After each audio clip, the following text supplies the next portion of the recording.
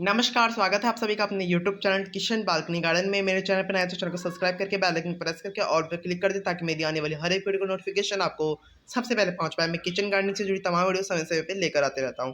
इस वीडियो में बात करने वाले हैं कि हमारे जो गुड़हल का पौधा है, हिबिस्कस का पौधा है, उसमें फ्लावरिंग क्यों नहीं होती है, कैसे उसमें बम्पर फ्लावरिंग ले सके हम। इस वीडियो में हम वही बात करेंगे। आप कितने भी कुछ करके थक चुके हैं, आपके इसमें फ्लावरिंग नहीं होती है, आप मेरे पौधे देखिए, इसमें फ्लावरिंग हो रही है। हवा हवाई बात नहीं हो रही है, यहाँ पर आप सामने देख रहे हैं, रिजल्ट आप देख रहे हैं। देखिए, सबसे पहला आपको अगर गुड़हल के पौधे फ्लावरिंग लेना चाहते हैं तो उसको धूप दिखाइए पर्याप्त मात्रा में।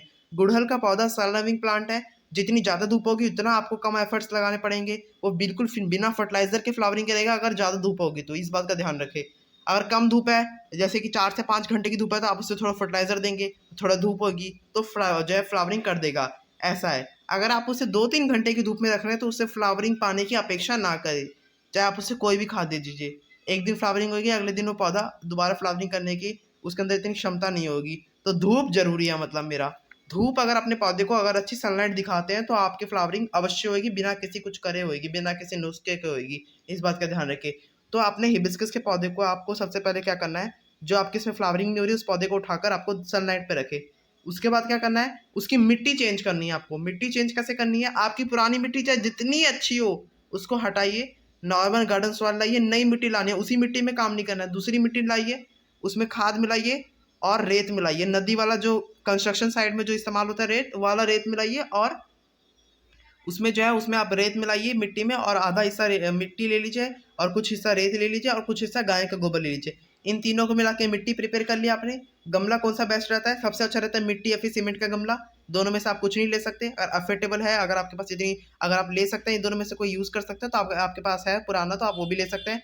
नहीं है, कोई दिक्कत नहीं है, कोई परेशानी नहीं है। प्लास्टिक का गमला लीजिए, उसमें लगा लीजिए, ड्रेनेज होल बना लीजिए, नीचे पानी निकासी के लिए छेद बना लीजिए। उसके बाद आप उस पौधे को लगा दीजिए, पानी दे दीजिए एक बार भरपूर मात्रा में, उसे डायरेक्ट सनलाइट पे रख दीजिए। कोई पार्शियल शेड और शेड में नहीं रखना है आपको, डायरेक्ट सनलाइट पे रखना है जहाँ पर ज़्यादा से ज़्यादा धूप मिले।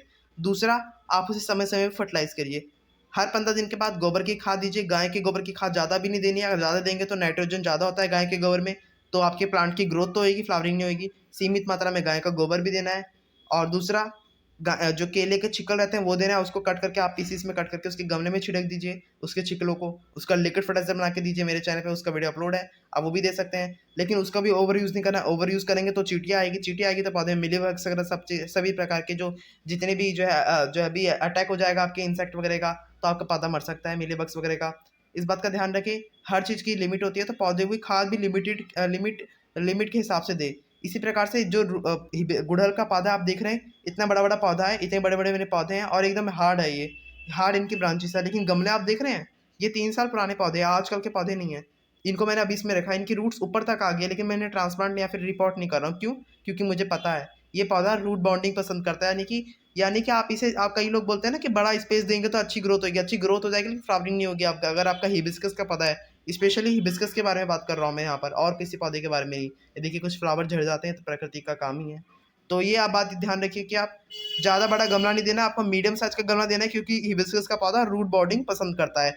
ज़्यादा फ्लावर पाने के लिए, जो है हमेशा फूल पाने के लिए आपको जो है सनलाइट दिखानी है। केले के छिकल फर्टिलाइजर देना है, गाय का गोबर देना है। गाय के गोबर के खाद बनाने के लिक्विड फर्टिलाइजर में दे या फिर सॉलिड में दे, आपकी मर्जी है वो, तो आप दोनों में देंगे तो दोनों का एक ही रहता है। दूसरा ये कि विंटर में हिबिस्कस का पौधा फ्लावरिंग नहीं करता है, समर में करता है। विंटर में एका दुखी प्लांट करते हैं, जो हाइब्रिड रहते हैं ना इंग्लिश वाले, वो ही फ्लावरिंग करते हैं विंटर में। हिबिस्कस दो देसी रहते हैं हमारे इंडियन, वो फ्लावरिंग नहीं करते हैं हमारे कोई जो है विंटर में, वो डोरमेंसी में चली जाते हैं।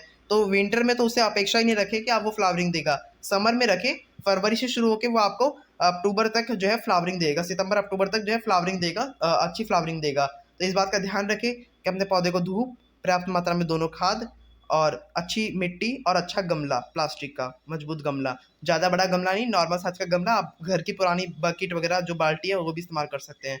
ये करके देखिए, और हर साल फरवरी को आपको उसको हार्ड प्रूनिंग कर देनी है। प्रूनिंग कर देनी है ताकि उसकी नई ब्रांचेस निकलेगी, नई ब्रांचेस आएगी तो वहाँ पे नई कलियाँ बनेगी, नई कलियाँ बनेगी तो अच्छे फूल खिलेंगे। इस बात का ध्यान रखें। कभी भी पौधे की प्रूनिंग करने में घबराए ना। अगर आपका पौधा नाजुक है तो ना करें, अगर आप वो थोड़ा हार्ड हो चुका है, पुराना हो चुका है जैसे मेरा, तो मैं इनकी प्रूनिंग कर सकते हैं आप लोग। नहीं भी करेंगे तो कोई दिक्कत नहीं है, पौधा ओवर ग्रोथ हो जाएगा, कोई बात नहीं। अगर आप ओवर ग्रोथ भी चाहते हैं तो आप कर सकते हैं, आपके पास स्पेस इतना ज़्यादा है। कई बार देखा जाता है तो ज़्यादा ग्रोथ कर लेते हैं तो जगह तब गिर जाती है ना, एक जगह से आसपास भी शेडी एरिया बन जाता है, इसलिए मैं कह रहा हूँ ऐसा। तो आप अपने हिसाब से देख सकते हैं। तो ये 3 से 4 पहलू मैंने आपको बताए, आप इन पे खड़े हो जाइए, आपका पौधा अवश्य फ्लावरिंग करेगा। अगर कोई इंसेक्ट वगैरह का अटैक हो चुका है तो शुरुआती दौर से नीम ऑयल का स्प्रे करें। अगर अटैक हो चुका है एकदम मौत में अंतिम कगार पे आपका पौधा खड़ा है और आप नीम ऑयल का स्प्रे कर रहे हैं बैठकर, तो कोई फ़ायदा नहीं है इसका। अब आप उसको पौधे को ईश्वर के भरोसे छोड़ दीजिए, उसको एकदम अलग कर दीजिए अपने गार्डन से, ताकि वो और जगह ना फैले और पौधों में बीमारी ना फैले। चलिए, जानकारी पसंद मेरे को लाइक करें, शेयर करें। धन्यवाद। तो जो आप घर में अपने केले लाते हैं ना, उसके छिकल काट के आप किसी गमले में डाल दीजिए, उसका लिक्विड फर्टिलाइजर बना के डाल सकते हैं, उसमें पोटेशियम आता है, तो आप उसको डालेंगे तो जो है पोटेशियम फ्लावरिंग। तो ये कुछ टिप्स दी थी मैंने आपको, जो केले की छिक्कल है आप उसे डायरेक्टली गमले में डाल सकते हैं। इसमें पोटेशियम रहता है जो कि फ्लावरिंग करने में मदद करेगा आपकी पौधे की। अगर जानकारी पसंद आए तो वीडियो को लाइक भी करें, शेयर करें, और मेरे गार्डनिंग वाले चैनल है जो इसको सब्सक्राइब कर लें, ताकि आपको इसी से जुड़ी जानकारियाँ मिलती रहे, गार्डनिंग से जुड़ी जानकारियाँ मिलते रहे। और मिलते हैं नए वीडियो में नई जानकारी के साथ, तब तक के लिए नमस्कार।